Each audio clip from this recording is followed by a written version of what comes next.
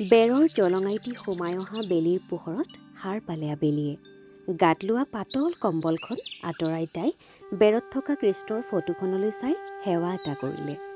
বিচনাখন ঠিক ঠাক কৰি টেবুলৰ কিতাপকেইখন সামৰি বেগত ভৰালে। বাহিৰত মাকে চোতাল সাৰিছে। ভাইক তেতিয়াও বিচনাত। আজিও চাগে স্কুল ক্ষতি কৰিব। 6 বাজিবৰে হ'ল। মুখ হাত ধুই পানী এগিলাচ খাই তাই পাছফালৰ জেওৰাখন একে জাপে পাৰ হৈ বৰমাকৰ ঘৰ পালেগৈ। অ' বৰমা, মই আহিলোঁ দেই। আৰম্ভ হৈ গ'ল আবেলিৰ দৈনিক ৰুটিন। প্ৰকাণ্ড ঘৰটোৰ বাকীবোৰ কাম সামৰি তাই পাকঘৰত সোমাল। সৰু ষ্টীলৰ বাতি এটাত শুকান তেতেলী অকণমান তিয়াই দিলে। মচুৰ আৰু মগু দাইল কেইটামান একেলগে ধুই আকৌ চাফা পানী এখিনিত তিয়াই থ'লে। বৰমাক গা ধুবলৈ সোমাইছে।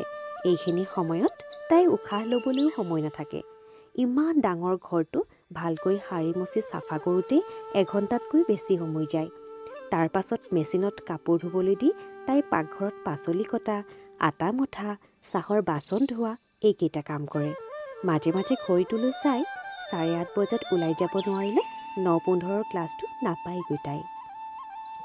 আৰম্ভণিটো শুনি আপোনালোকে নিশ্চয় গম পাইছে, এয়া ইন্দ্ৰাণী শৰ্মা বাইদেউৰ এখন খুব জনপ্ৰিয়, যুৱ সমাজৰ মাজত জনপ্ৰিয় এখন উপন্যাস আবেলিৰ ক্ৰিয়দাংশ।